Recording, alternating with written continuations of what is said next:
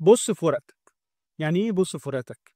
يعني لو كل واحد يخليه في حاله وملوش دعوه بحد هينجح.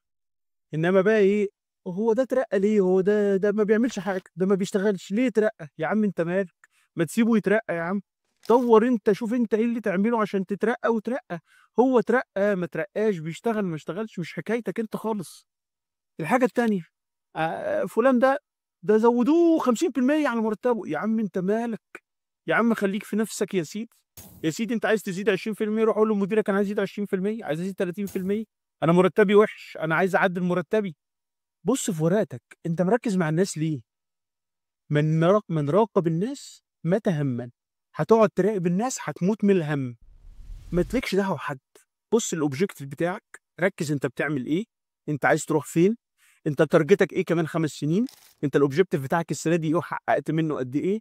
انما مالكش دعوه بقى مين اللي اترقى، وده قصده بيكلم فلان، وده قصده مش عارف قصده بيطبل لفلان. يا عم مالكش دعوه انت. خليك بس في نفسك وربنا هيكرمك والله. وبص في ورقتك وهتلاقي الدنيا جميله. حط دايما حلقه في ودنك كده، خد مني الكلمه دي: بص في ورقتك. بص في ورقتك. لو عجبك الفيديو بعت لي، اعمل لي لايك واعمل لي شير.